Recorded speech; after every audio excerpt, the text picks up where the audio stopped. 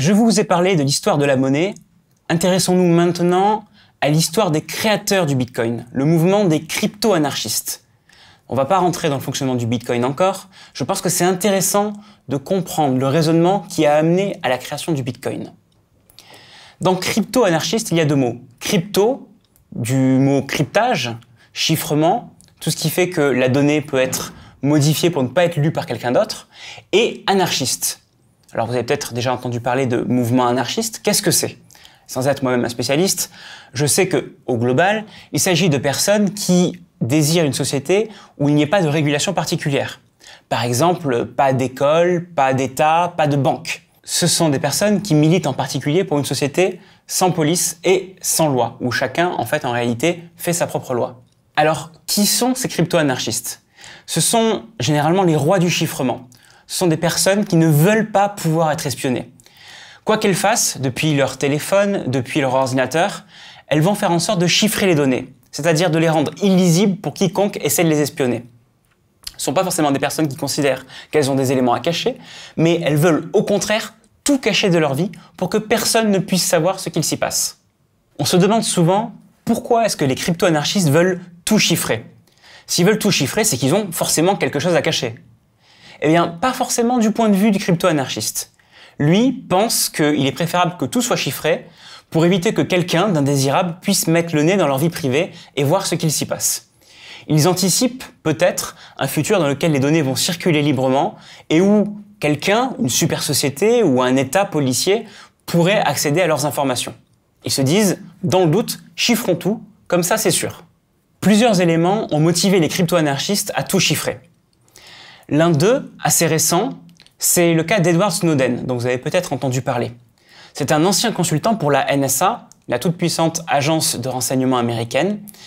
Il a découvert que la NSA espionnait beaucoup plus les concitoyens américains, mais même le monde entier, que ce qui était dit.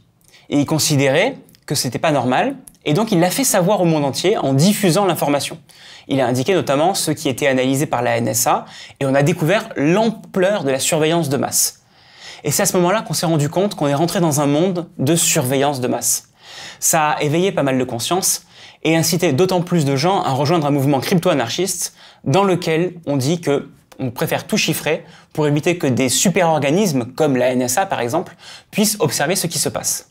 Si on remonte même un petit peu plus dans le temps, en Europe, au niveau de la Seconde Guerre mondiale, il existe un véritable traumatisme ici en France qui fait qu'on a décidé d'interdire des bases de données globales.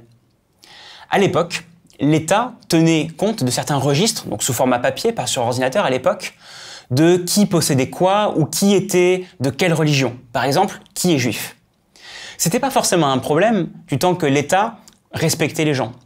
Seulement, avec l'arrivée du nazisme en France, les nazis ont pu mettre la main sur ces gigantesques bases de données qui indiquaient notamment qui faisait quoi ou qui était juif. Et vous imaginez bien le problème que ça a été. Ça a été aussi donc une base d'un certain traumatisme qui fait qu'aujourd'hui, on préfère éviter en France de générer de grandes bases de données centralisées. Et c'est aussi ce qui motive les crypto-anarchistes à chiffrer les données et à en diffuser un minimum à l'extérieur. Que fait un crypto-anarchiste?